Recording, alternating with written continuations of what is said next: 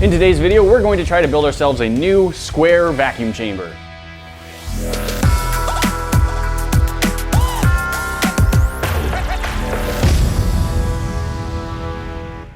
Guys, we vacuumed a lot of stuff in our vacuum chamber. This is the lid we've been using for a really long time. It's had quite a few things. It's got scratches, it's got spots where I'm pretty sure it got melted a little bit.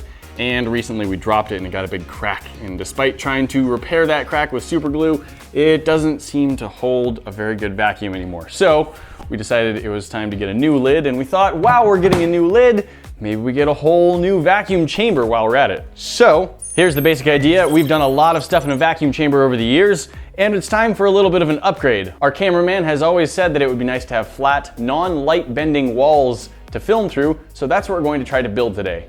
These are 1 foot by 1 foot squares of 1/2 inch thick acrylic. It's got blue protective plastic on both sides, but if I peel that off, you can see, ta-da, nice and clear. So we're going to try and build a nice strong cube out of this that can withstand the low pressure from our vacuum pump. We're gonna do some cutting, we're gonna do some routering, we're gonna do some gluing, and hopefully in the end we have a box that holds itself together really well and is completely airtight against the vacuum. And my thought is I'm not just going to have it on the sides and glued in place. What I actually want to do is cut a small recess, the same width of the panel, into this other one. So rather than just have the panels bump into each other like this, I want to use a router to cut a small little divot like that. And all that will be removed, and this panel can slide into that gap.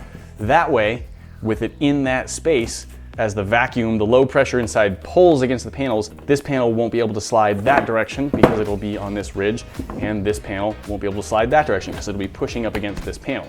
So I'm gonna do that on all 4 sides, so I'll have 2 routed edges on this panel, 2 on the one opposite from it, and then no routed edges on these opposing panels yet.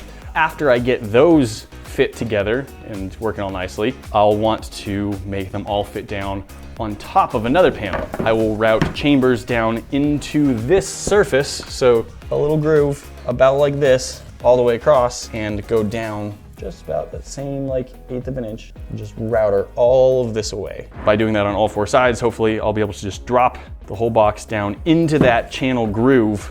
So I need to do some cutting on a table saw. If I want to make it so it's square to the bottom panel, they're all too long, I'll have to just cut them all down. So I'm just gonna do some measuring and math and see if I can figure out just exactly how much I need to cut each of these.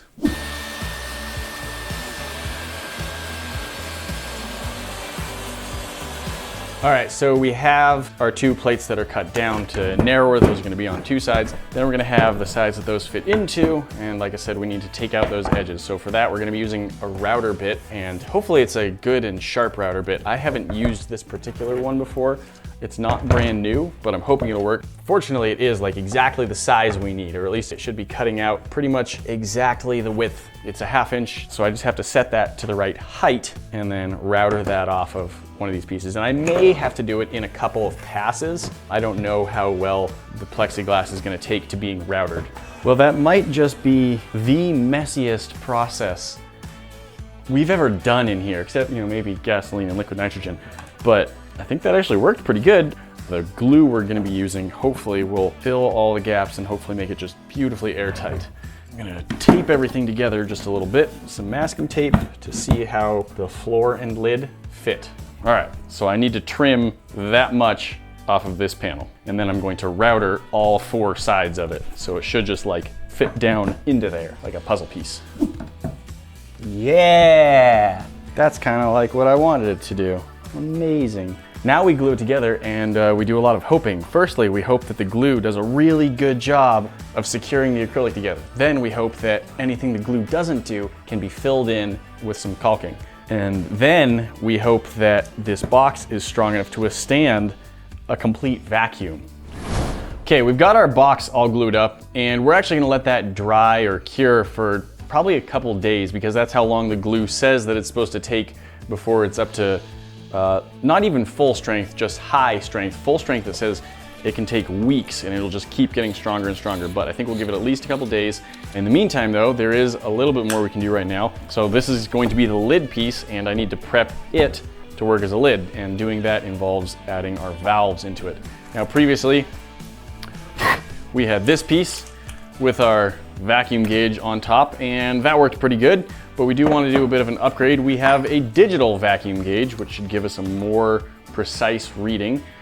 So we need to attach this onto this and this onto our plate. So to attach it to the plate, we're doing the same way we did before. We're going to drill a hole into it. We're going to use this tap, cut some threads into it, and that's the same size of threads as what's on the bottom of this. So we'll be able to attach that there and then twist this on and have a nice airtight seal. At least that's the hope. And then we can attach this gauge onto here. And we don't have to wait to test this lid out. We can actually just take this and throw it on one of our other glass vacuum chambers.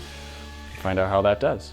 There is all of our pieces. So now let's grab one of our older vacuum chambers, the glass kind that we've used so much and probably still use sometimes, but let's see how well this plastic holds up to it. First test, will it grip? Yep, it's pulling a vacuum. Just gonna let that out though, so we can check our vacuum gauge from the beginning. So previously we were using inches of mercury. That's what this gauge uses. However, this particular digital gauge doesn't have an inches of mercury setting. So I believe what we have it on right now is TKOR. It's saying 0L right now, so there's not enough of a vacuum for this to kick in yet. But let's give it a shot. Oh, and let's turn that. Finally kicked on at 9,000 millitorr.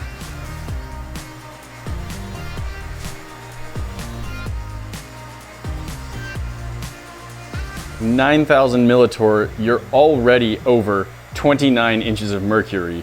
All right, we got pretty low, honestly. Like, we got a good result. And all of this is like already a 99.9% vacuum. We may like to leave the other gauge on some of the time. We just get different results with them. Like, we can see starting at 0 with the manual gauge, and the digital gauge is fantastic for like, oh, after we've hit 99%, because like the gauge didn't even kick on. We did a test with water. The gauge didn't even turn on until after the water started boiling, which doesn't happen until you're at a pretty low pressure. Our box has actually had about 3 days now to cure. I added some more acrylic glue, and then I also went in and added some silicone caulking. I'm not sure how well the silicone caulking is gonna stick to the acrylic, but you know what? It's fine. The important thing is that I tried. What we need to do now, and what I'm about to try and do, is make a seal so that the lid goes on it. And we need the lid to go on with the seal kind of first. Otherwise, we can't really test if it holds a vacuum. We need to get that vacuum. So we're gonna be making that out of proto putty, just like our last one. And I've got some type 1 silicone. I've got some food coloring. I've got some cornstarch. So I'm just gonna mix up a batch that's big enough to make a seal that goes all the way around this whole box. I'm gonna put it on, take the lid, press that gently down on top to try and just get a good seal all the way around. And we'll let that cure for probably 30, 40 minutes. And then we'll see how much of a vacuum this box takes. All right, I think our proto putty has had enough time to cure. I'm just going to make some marks about where everything lines up right now, just in case it only goes on in one direction. Moment of truth. Hopefully it makes a vacuum seal, and then hopefully that vacuum seal doesn't cause the box to collapse in on itself. It's holding so far. Now I expect this one will take a good bit longer. This is a lot more volume than our glass jar. Oh, there is definitely some bowing on that lid. I don't know how much that's going to bow. Hopefully not much more than it already has. Oh, that's not a good sound. If this thing tears itself apart, we're gonna have to get some thicker acrylic and try it again. Nope, still cracking. All right, now we're gonna see if we can tear a box apart with vacuum science. So it's actually holding really nicely on the 3 sides where it's connected to things. The top, it does not have so nice of a connection, which gives me an idea about how I should modify the design. Okay, I'm gonna let pressure back. That's actually still holding. Like, that needle has barely moved since we turned it off. So I'm gonna let pressure back in, slowly.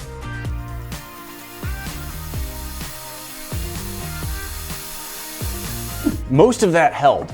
At the tops, where it doesn't have the other panels to press against, it didn't hold quite as well. It started buckling in a little bit. All of the sides, again, very minimal curve. It was just at the top where it wasn't braced against other pieces that it wasn't quite strong enough. I probably will use a little bit of reinforcement up at the top before using this in any videos, but it is working right now, and I'm super happy that that ended up actually like holding a vacuum.